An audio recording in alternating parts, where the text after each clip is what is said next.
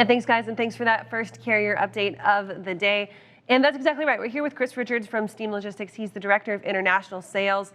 And I've got to say, it's pretty refreshing to have an in-studio guest again. It's definitely awesome to get to this point where we're bringing people in from the local logistics community. Chris, thank you for joining us this morning. Tell me, how was the walk down Market Street? You came, like we said, just about a block down. It was amazing. It's only 1 block away. So Steam Logistics is located on Market Street. We're a logistics company.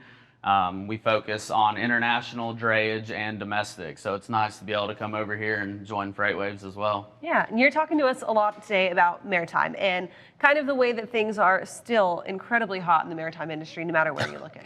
Yeah, crazy. It's a hot mess, right? Oh yeah. So the rates now are at an all-time high. We're seeing anything from 10 to 15,000 on the rates, and even if you are, is that for a 20 or a 40 or? So that is for a 40 foot. A 40 foot equivalent, 10 to 15. Yep. So about over 10,000 to the west coast for a 40 foot. We're seeing over 12,000 to the east coast, and the origin is, well, most Asia, Southeast Asia or China, but okay, yes, so we're talking China. Asia over. All right, just to define that. Yeah, and so even if you are willing to pay that $15,000 rate, that does not guarantee you the space. So you could come to me and you say, hey, Chris, I've got some freight ready to move. What's the rate? And I'm going to tell you that I don't really know, because I will have to go to the carrier. You want to pay me to get it on the ship or not? Right, exactly. And so unfortunately, we're having to search with every single carrier on a daily basis to find out what the rate is. Do they have available space? If we do book it, are we going to get confirmed space? Is there a confirmed container availability? There's so many factors that are playing in right now. Yeah, so it's highly fragmented, kind of crazy, right? I mean, normally is that way though as well, right? I mean, that's what you guys do. You need that expert that is coordinating all the different moving parts in international shipping, right? Sure. I mean, you guys just added the domestic portion to it. Yep. Right? Which is fabulous. You door to door the whole way. You guys cover everything, which is a tremendous thing because there's so many different moving parts that are inside there. Talk about that a little bit. I mean, when people they call you and they talk, we both have a mutual friend, South Africa to LA. What went on? Yes. Just a 20-footer. Yes. So this is crazy. We have a current shipment right now that's coming out of South Africa that's going to the United States. And due to just all of the capacity issues, that vessel actually does not have any direct sailings into the United States. So what they're having to do is they're taking that vessel from South Africa, going all the way to Hong Kong, getting more containers, and then going into LA. Because for the carriers, it's more profitable for them to stop by Asia, grab that LAX freight, charge 10 to 12,000 a container, take it 14 days to get to LAX, then it's going to sit there for about 2 weeks due to all the port congestion, which causes even more delays and then causes the structural blank sailings. So it's hard for those ships to get unloaded and then get back to that origin to where they can load more containers. So it feels like just a stack of decision-making processes is what's kind of continuing this cycle of blank sailings and long times and increased prices. Where is the fix? Is there a fix? Is it kind of just, you're just going to have to let the knot sit there until it unravels itself? Yeah, so it really just depends. So if you absolutely need to get your freight moving, you're going to have to pay that $13,000 rate.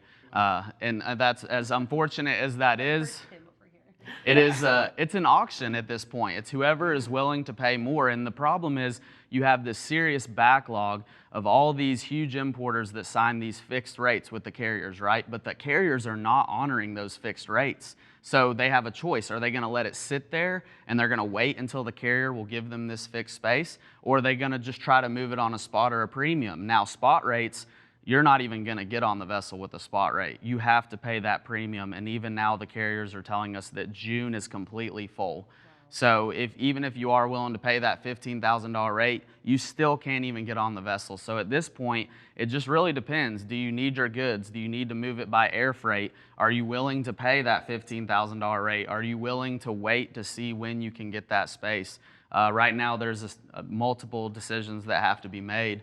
And ultimately, I do not see this getting any better in the coming months, just because people are going to start to prepare for that peak season, and people are already trying to order for Christmas. So if you think about it, if I can't get on the boat until July, it takes 2 months to get here. You've got to drayage it, you've got to transload it, truck it to the DC, then it's got to go to the store. I mean, you're basically running out of time at this point. Mm-hmm. Yeah, you definitely you definitely are. It's absolutely insane. So you talk about you've got your premium spots and so on.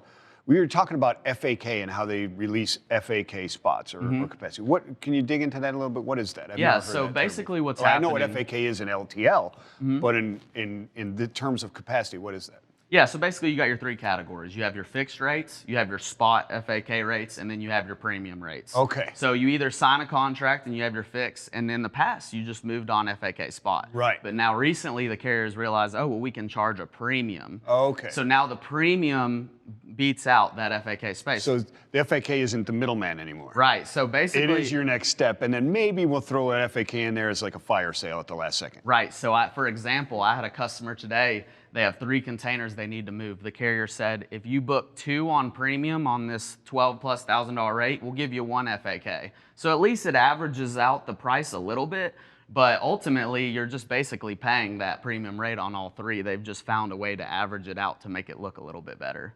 This might be a bit of a personal opinion when it comes to a question, but is there a line between money and ethics here? Like, are these carriers just making so much money that at a point they're just like, you know what, we're going to start charging you $20,000, $25,000, and people are willing to pay that, and then it gets kind of unethical where it's a bidding war? Is that kind of a thing, or is it? Yeah, so I mean, ultimately that is what's happening. I mean, the carriers are in complete control, and if you look back over time, the steamship lines would make a profit maybe every 5 years, right? So if you look back in the time, they were basically losing money for 5 years. So now this is their time to recoup all those losses or to come back. So if you look back on it, I mean, this is basically kind of how it's happened in time, and it will correct itself. But the problem is there's such a backlog, there's so much demand and then there's so much port congestion that it's just ultimately messing up the cycle each way down the line, just causing more South problems. Africa should come through the Panama to LA.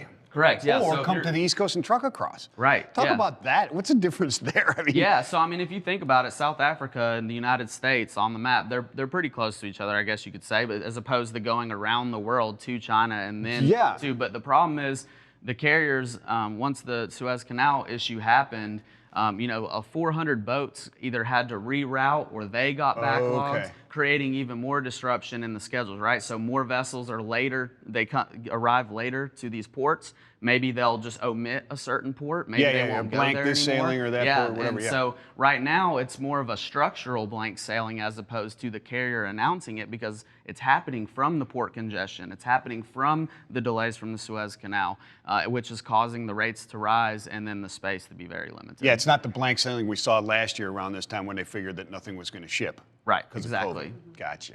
So if you're a shipper right now and you're looking for some kind of solution that's not going to cost you an arm and a leg, is there any type of workaround, or is it kind of just you're putting all of your hope that you're going to find space and you're going to have to pay this premium for it? Yeah, so unfortunately right now, you're going to have to pay the premium just to get your freight moving. Now, we also are suggesting our clients to ship to LAX, so the majority of the volume is going to LAX. Then that way you have that 14-day transit time. It may sit there for a week or two in the port, but then you can dray, transload, and truck it across the country. A lot of our customers are doing air freight. Now, you said nothing that's an arm and a leg, but unfortunately, I mean, at this point, if you want to get your stuff moving, it's either you pay the premium rate or you air freight it. And that's kind of just the options that we're in right now. And unfortunately, some customers think, oh, I can just wait this out. I can just wait this out. You're not going to be able to wait it out. Talk about that. What are we looking at? I mean, when are we going to straighten this out? Next week? Next month? I mean, by Labor Day, right? Yeah, so I wish I could say that. Yeah, Monday morning, right?